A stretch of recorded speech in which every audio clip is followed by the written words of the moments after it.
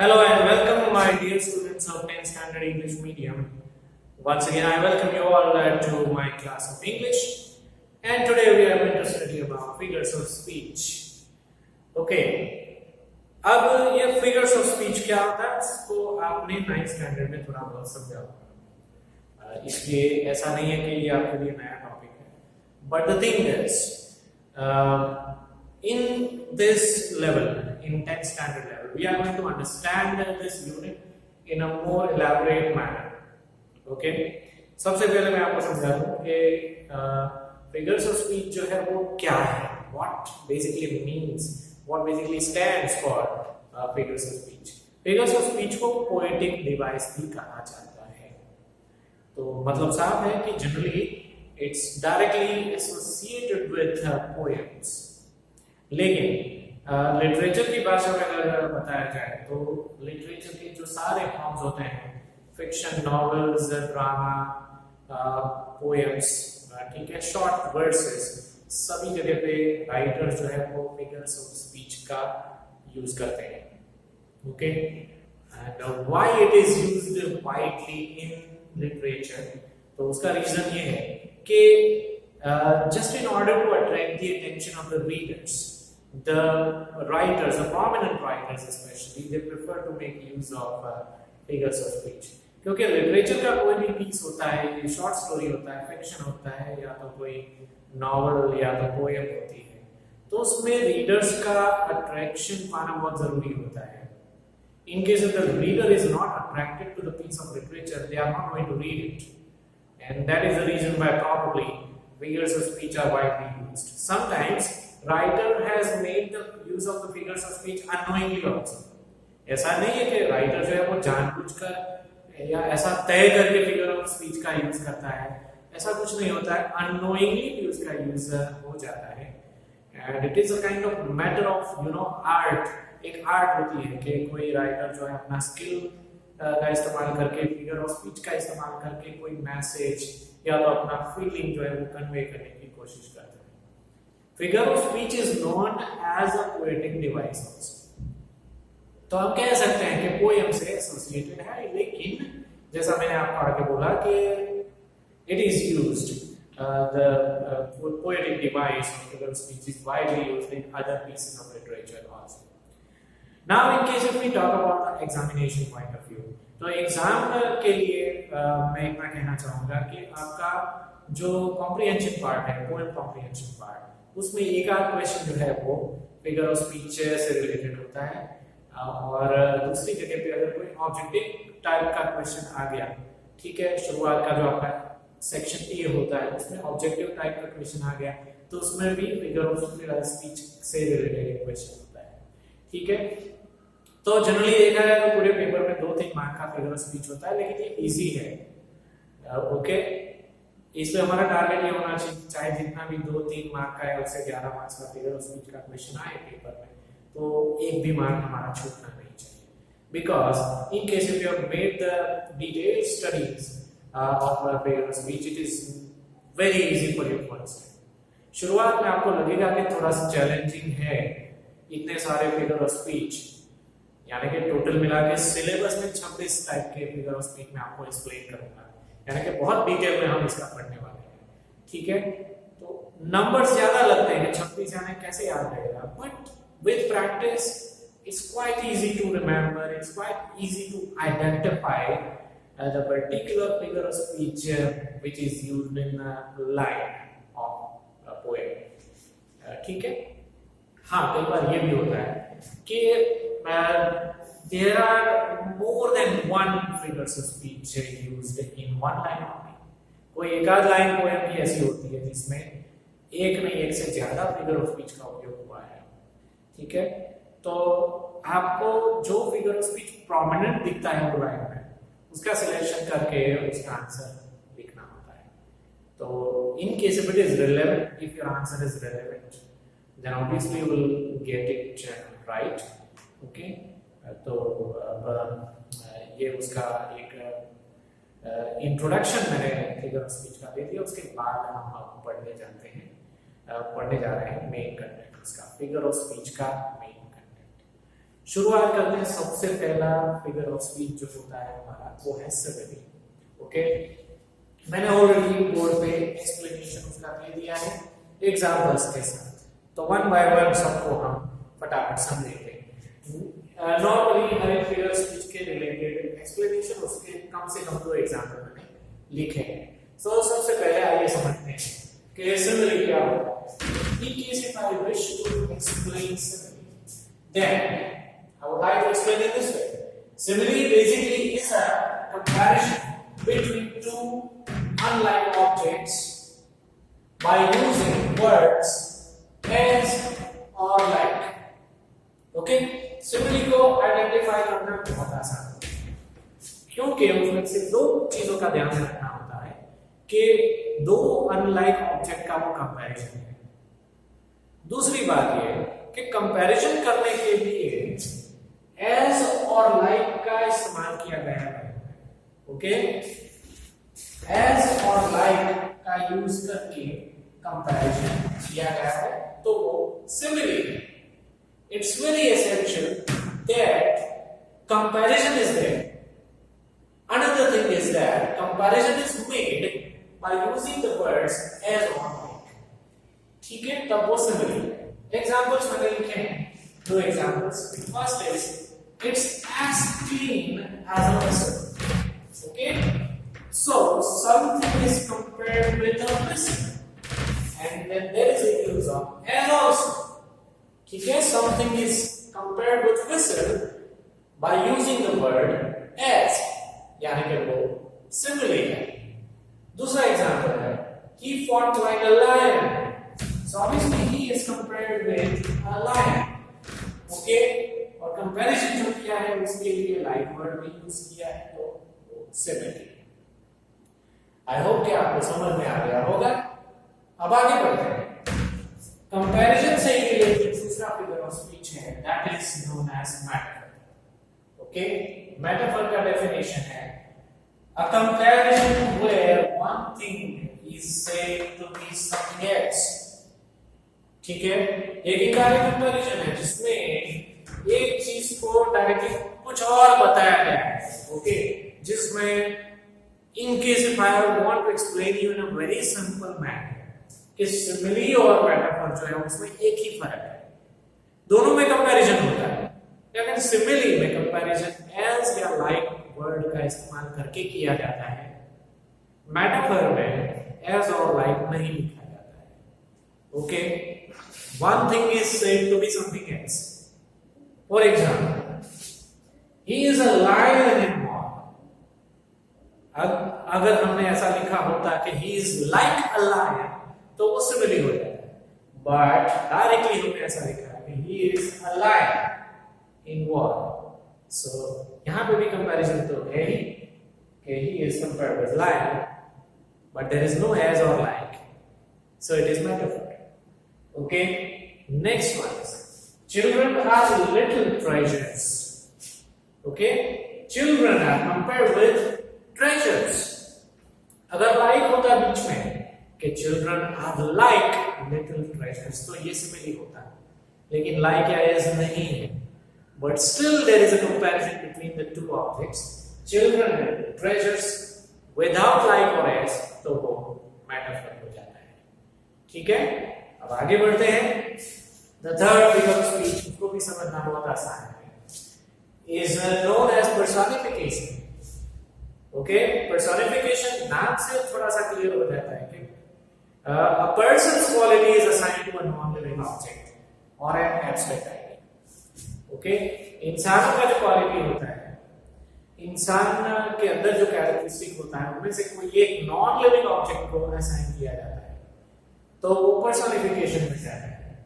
Okay, inanimate objects and abstract notions are said to have human qualities. I've written it for 2 times actually, so I've written it off. So inanimate objects and abstract notions are said to have human qualities.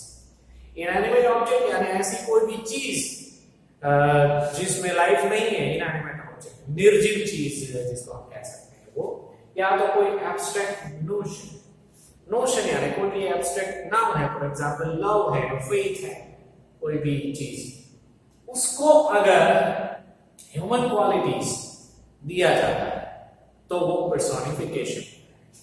Okay, example है The earth begged for water.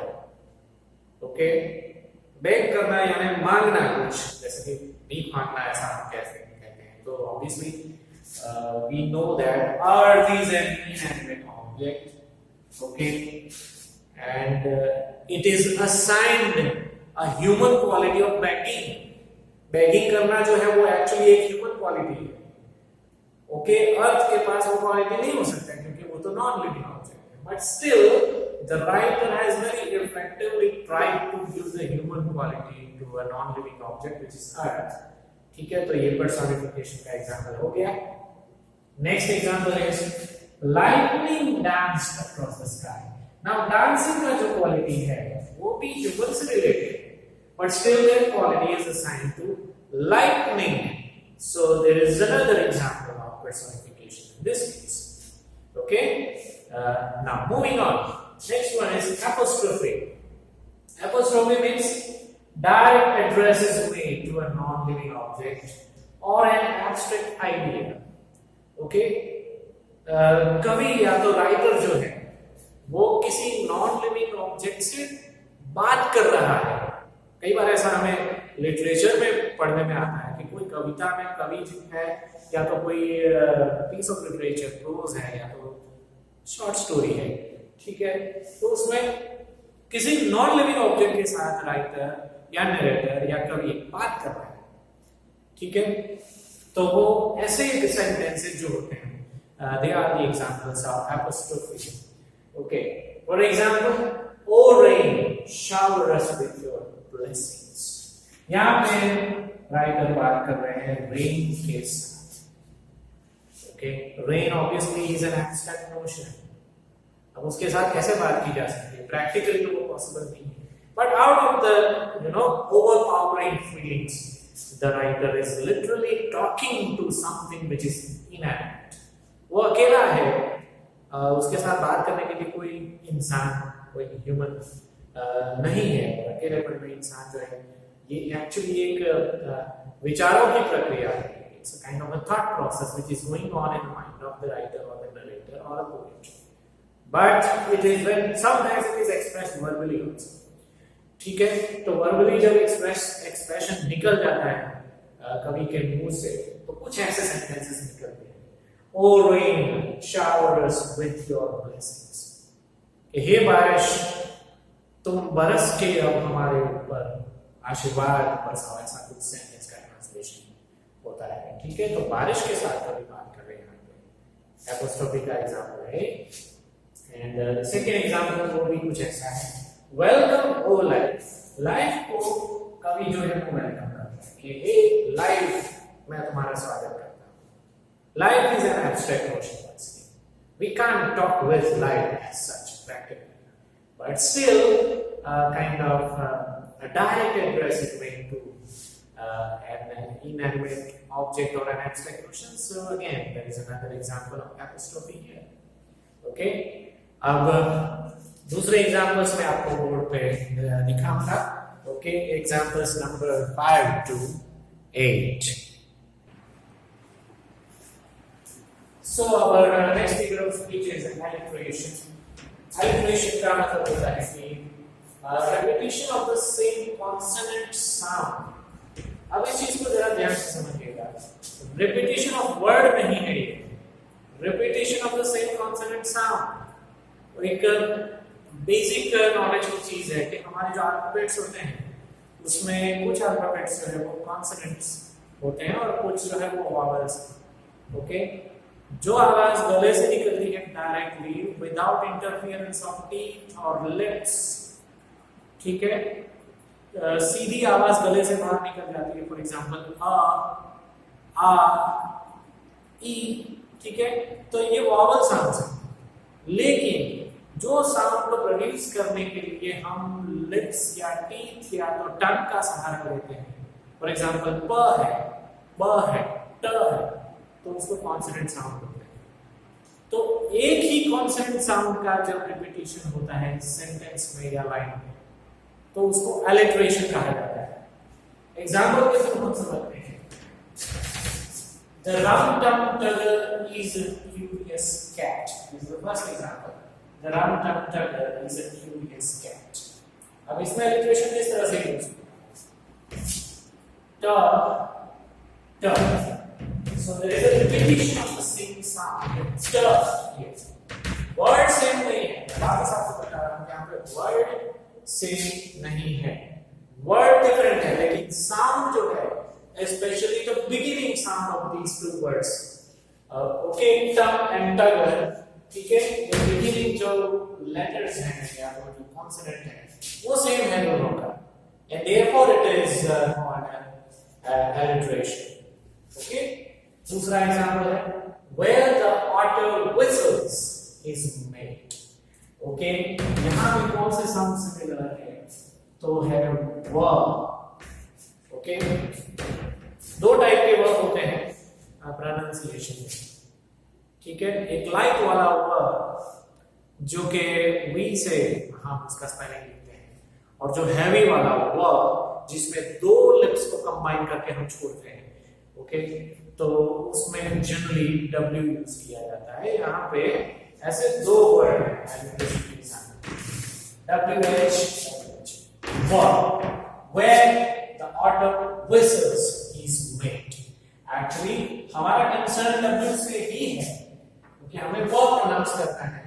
ठीक है, तो when at least two words are nearly located to each other in the line, okay, तो वैसे examples को alliteration के examples कहे जाते हैं फिगर ऑफ स्पीच में. आगे बढ़ते हैं. Next figure of speech is repetition. Okay, repetition नाम से बहुत क्लियर है और बहुत इजी है. The same word is repeated. Repetition में क्या होता है कि एक ही वर्ड जो है वो एक से ज्यादा बार रिपीट हो रहा है सेंटेंस में, and therefore it is known to be the example of repetition. For example, is a part of my heart but it flickers. Okay, मैंने ऑलरेडी अंडरलाइन किया है कि दो वर्ड सिमिलर वर्ड एक से ज्यादा बार रिपीट हो रहे हैं. कई बार 2, 3, 4, 5 बार भी एक ही वर्ड रिपीट होता है. वो डिपेंड करता है कि in the context of the poem it totally depends for how many times the word is used. Okay, तो इस एग्जांपल में it जो वर्ड है which is the same word, okay, एक ही वर्ड दो बार यूज हुआ है, therefore it is repetition. Second example है, okay, oh my love is like a red rose. It's a very beautiful line actually. Oh my love, यहाँ पे love का spelling LUV है क्योंकि उस पोएम में पोएट ने वर्ड को इस तरह से लिखा है, not like LOVE, it's LUV. So oh my love is like a red rose. So obviously यहाँ पे repetition जो वर्ड रिपीट हो रहा है वो है red. स्पेशलिटी ये है इसके दो वर्ड लगातार लाइक बैक टू बैक एक के बाद एक ही वर्ड यूज हुआ है दो. ठीक है. And another thing I would like to point out कि ये repetition का जो example है, लेकिन इस लेक्चर की शुरुआत में जैसे मैंने आपको बताया कि कई बार ऐसा होता है कि in the same line there can be a reflection of more than one figure of speech also. तो इस line में repetition तो है ही, वो आपने देख लिया. Apart from that, like है and love is compared with rose, तो ये simile का भी एग्जांपल कह सकते हैं हम. Okay, so it's repetition also, it's a simile also, and it is alliteration also. How I will say that it's alliteration? The repetition of the same consonant sound, ra, red rose, ra. Okay, so that way it is an example of alliteration also. Okay, तो यहाँ पे हमने देखा कि एक ही line है लेकिन यहाँ पे alliteration भी है, repetition भी है, ठीक है, और कंपैरिजन है यानी कि सिमिलरिटी है. So it's a very nice example in the context of understanding figure of speech. अब आगे देखते हैं. 7th number जो है that is tautology. Tautology means unnecessary use of words or ideas which don't have any meaning. कई बार कवि जो है वो synonym words का एक ही लाइन में यूज करता है जिसका एक्चुअली कोई जरूरत नहीं है. एक वर्ड से हमने जो मैसेज कन्वे करना था वो तो हमने कर ही दिया है, तो फिर दूसरा वर्ड यूज करने की जरूरत नहीं है.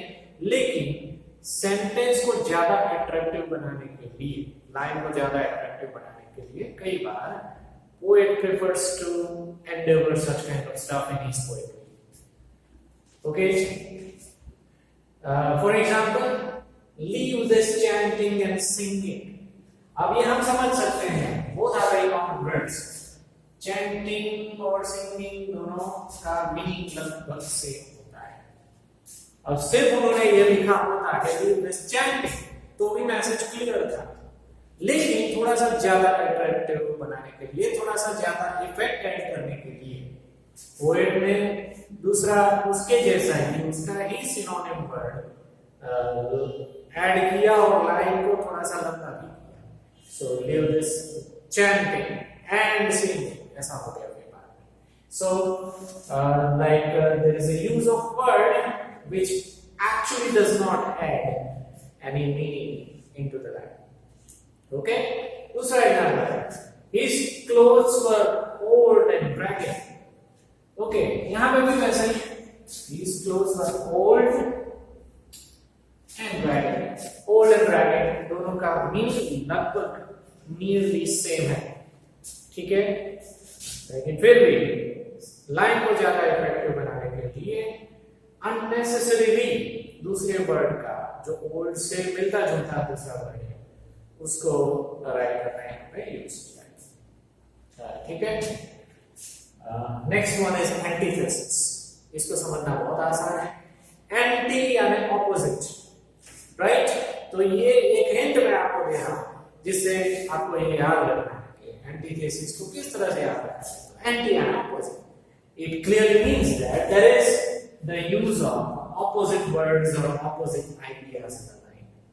लाइन के अंदर ऑपोजिट वर्ड्स या तो फिर ऑपोजिट आइडियाज या ऑपोजिट फ्रेजेस का यूज किया गया है, तो वो एंटीथेसिस बन जाता है. For example, she comes and goes. First example, she comes and goes. It's very clear कि कम और गो एक दूसरे के ऑपोजिट वर्ड है. कम यानी आना, गो यानी जाना. तो ऑपोजिट वर्ड्स का इस्तेमाल एक ही लाइन में किया गया है, तो एंटीथेसिस है वो. And the second example is it's unstated by love और dislike. Very good example I will say, ठीक है.